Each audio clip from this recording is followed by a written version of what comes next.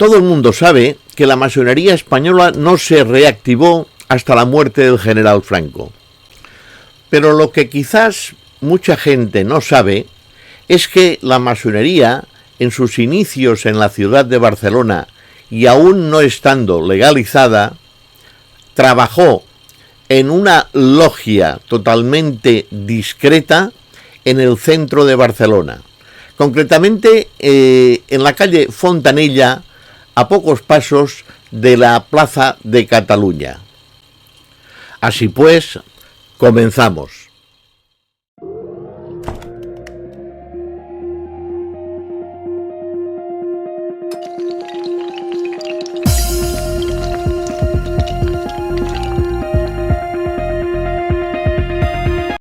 De entre los muchos masones que intentaron impulsar la reorganización de las logias en España, y muy concretamente en Cataluña, destaca la figura de un masón que había vuelto del exilio, Luis Salat Gusils, que había estado iniciado en la logia Temis de Barcelona en 1935. Tuvo que exilarse y a partir de aquí inició una travesía que le llevó a Colombia. Y tras establecerse, se afilió a la logia Veritas Vincit de Bogotá. Salat volvió a España a principios de los años 70 y solo tenía en la cabeza poder reactivar la masonería en este país. Muy pronto comprendió que habían muchas divisiones y que esta tarea debía ser auspiciada desde fuera y muy concretamente desde Francia. Salat viajó a París y después de afiliarse a la Gran Logia Nacional Francesa, preparó con detenimiento conseguir los auspicios de esta obediencia para poder iniciar en España una obediencia similar con pies y cabeza, bien estructurada y con un respaldo exterior potente. Cuando tuvo bien adelantadas las negociaciones, consiguió que se levantaran columnas 3 logias en Barcelona, situación que le permitía solicitar a París de la Gran Logia Nacional Francesa un nuevo distrito que se denominó el Distrito Masónico de España, perteneciente a la Gran Logia Nacional Francesa. Posteriormente, la masonería española en 1982 consiguió disponer ya de 10 logias, lo que le permitió solicitar la constitución de la Gran Logia de España, que fue creada por la Gran Logia Nacional Francesa el 2 de julio de 1982. Este es el camino, por un lado, de la masonería, de los inicios de la masonería en España, que fue en Barcelona. Pero el objetivo de este vídeo es el de explicar los principios de la masonería en Barcelona y muy concretamente de una logia itinerante que trabajaba precisamente en el centro de Barcelona, en la calle de Fontanella, como he dicho anteriormente, a pocos pasos de la Plaza de Cataluña. A mis espaldas tenemos la calle de Fontanella en la actualidad. También, a un lado podemos ver la Jefatura Superior de Policía de la Vía Layetana y al otro lado una academia de aquellos tiempos. La logia itinerante de la que hablo era la Academia Fontanella, que, como he dicho, estaba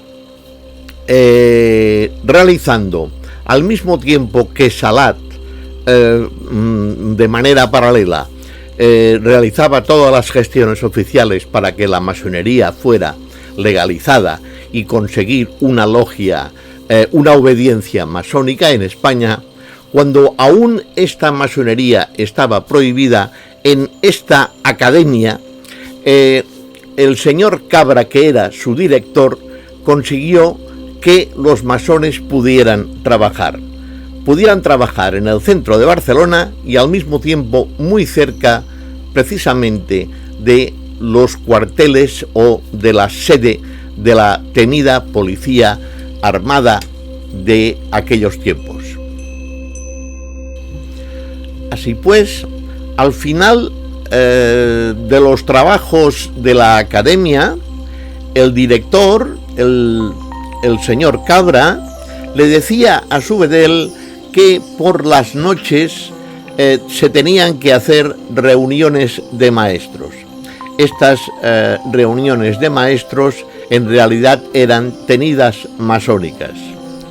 Estas tenidas se realizaban en las aulas de esta academia, utilizando mandiles bien preparados para ser ocultados rápidamente, ya que había el peligro de ser detenidos por la policía franquista. Tenemos pues la paradoja que mientras que Salat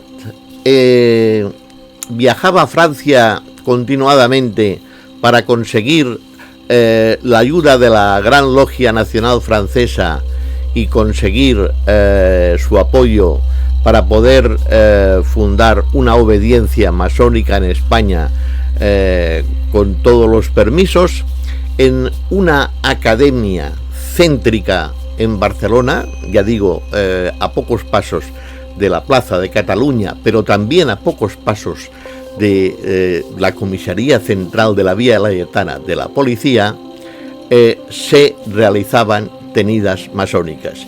Estos fueron los inicios de la masonería en Barcelona. En dicha academia, en la Academia Fontanella, que ya no existe, se reunía estos masones y que constituían una logia de larga tradición masónica que aún hoy existe, que se llamaba la Logia Perseveranza. Así pues, tenemos tres imágenes. Primera, la del exilio forzado de los masones tras la finalización de la guerra incivil en España. Tenemos la imagen de Salat, un gran hombre, un gran masón, que tuvo también que exilarse, pero que a la vuelta luchó y consiguió que la masonería fuera legalizada y al mismo tiempo reconocida, fundando la primera obediencia masónica de España. Pero también tenemos la imagen sencilla de una academia que estaba en el centro de Barcelona, que también fue la primera, digámoslo así, logia masónica. Si te ha gustado este vídeo, danos un like y presiona la campanilla para recibir puntual información de la posterior subida de más vídeos de manual de masonería. Y si aún no te has suscrito, suscríbete. Gracias.